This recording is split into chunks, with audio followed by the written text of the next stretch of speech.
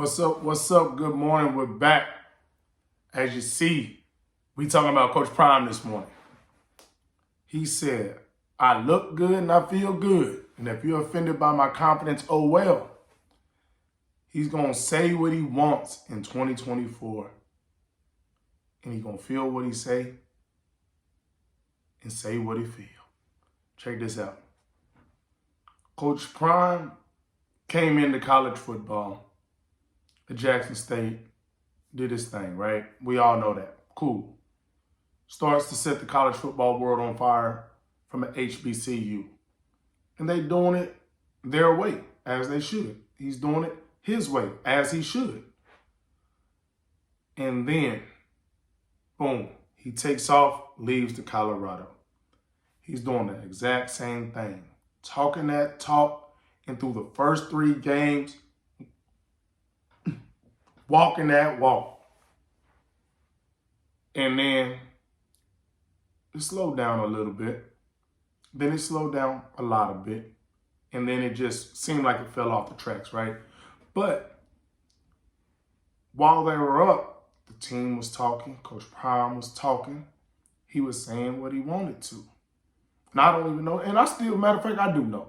I know he was still holding back a little bit. He was giving bars. He was giving gems. He was saying that you didn't like a black man's confidence. He was saying that, but there were still other things that he wanted to say. And the reason why I know this is because I got some people inside of Colorado's program.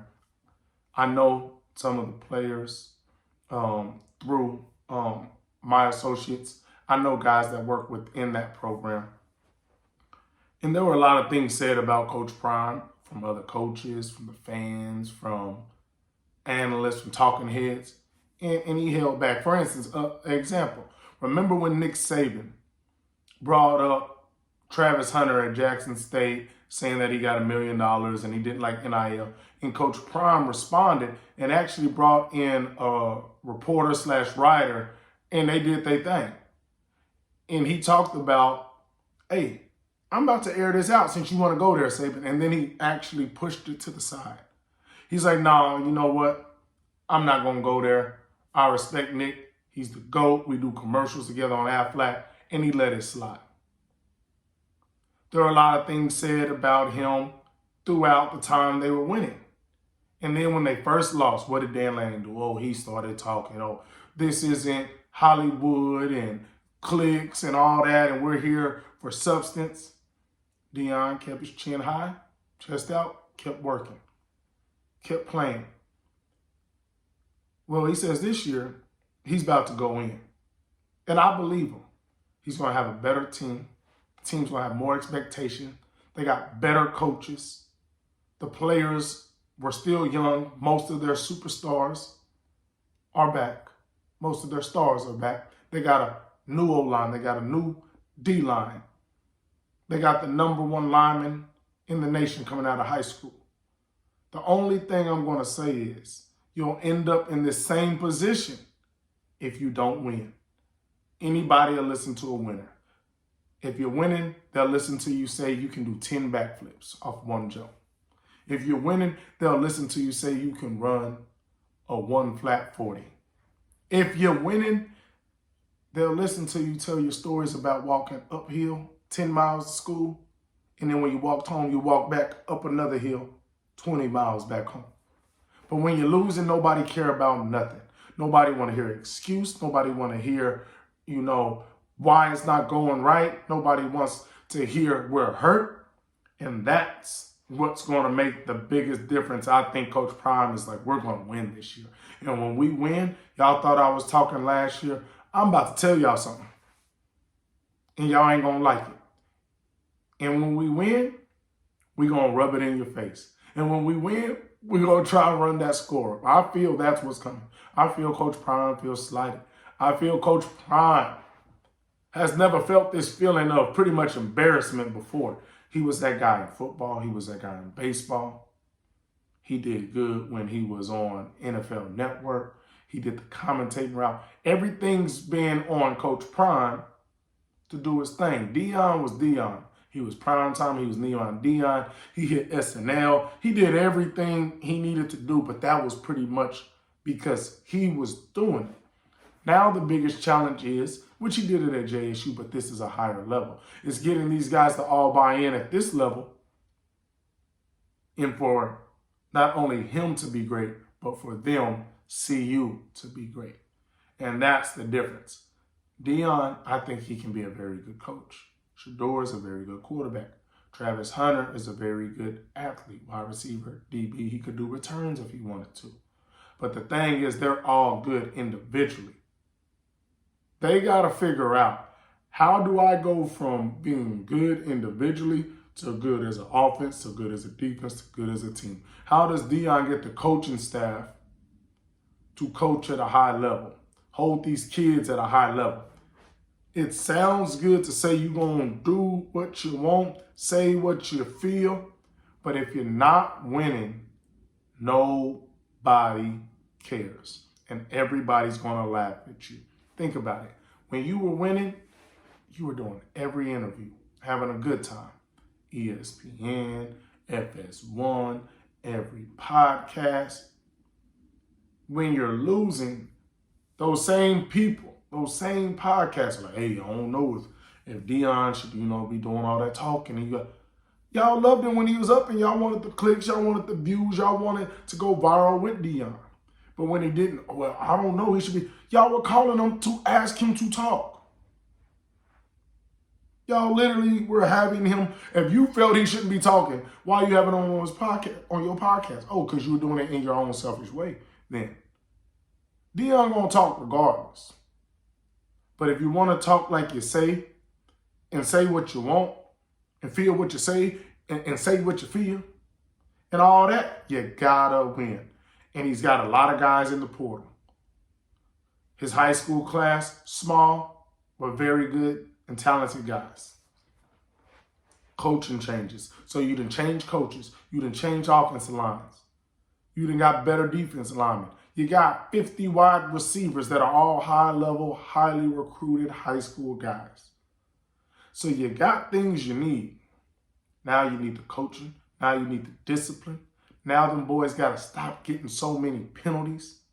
I don't care about you wearing your chain. I don't care about you wearing the sunglasses. I should have worn my Prime Blenders in here. I don't care about none of that. Just be disciplined on the field. Because just like Deion wore the shades and the jewelry and had the persona, he was disciplined on the field. And that's what made him great. Not just because he was fast. He was a great football player, not just an athletic football player. And that's what Colorado needs, is great football players. Not just great talkers, not just speed guys, not just guys that show up for when Bucky's filming and they're doing their thing and they want to have the interviews. They need great, disciplined football players. And I think the biggest thing is you can still be cool with your players. Y'all can still have that bond and that love and relationship. But you gotta coach hard. You gotta have the hard conversations and you gotta hold them boys accountable. And I watched the Coach Prime documentary. Actually, one of the guys I went to KU with, Michael Brown. Shout out to Michael Brown. He actually is one of the guys working on it. Killed it. And Colorado coaches, trust me, it's college football. They coach hard. Deion goes over there and he tells Shedeur, hey, bro, you can't do that. You're killing us. You got to get rid of the ball. Throw the ball. Why throw that interception? He talks to Shedeur. It's not like he's not saying anything to him because he's his son. Those other coaches were going off on those kids. Deion does not cuss. The other coaches was getting it in. But it's more than yelling. It's more than cussing. It's actual attention to detail. And if, and only if, Colorado can have that attention to detail, you'll be able to say what you want, you'll be able to do what you want, and you'll be able to win. The Big 12 is losing Texas and OU. It is wide open. Kansas, my school, they're a very good team. It will be even better next year. We have a lot of returning guys. Colorado, a lot of returning guys, a lot of portal guys. Hungry team. You got Texas Tech, Utah, Arizona. There are some good teams in the Big 12, Okie State. It's wide open. If Coach Prime wants to take this program to another level, this is the year. Yes, it's only year 2, but more than likely you will be losing Shedeur. You will be losing Travis. You will be losing Shiloh. I believe Jimmy Horn Jr. will be gone. Some of the transfer guys are one and done guys. If you want to set the precedent for this organization, this team, you have to win this year. Because if you don't win this year, and I'm not saying win it all or even go to the playoffs, but if you don't look good, it's going to be harder and harder to get boys out the portal because you don't have the eyes that'll be there with Shedeur and Travis, and they know that. A lot of guys said, hey, why would I not go to Colorado? They got all the eyes on them, but those eyes come with Shedeur, Travis, and Shiloh, 2 of Deion's sons, one that could be a first-round quarterback, and Travis Hunter, who's the best athlete I feel in the nation. So if you don't do something this year, Coach Prime, is going to be very, very hard. And everybody knows I rock with Coach Prime, and I think I was pretty objective right here. A lot of y'all on Facebook might think I'm not, just because I post a thing about Coach Prime. I'm going to post a stat about Shedeur, but I know a lot of football. Trust me, I played a lot of football. Wide receiver of the year. Offensive player of the year.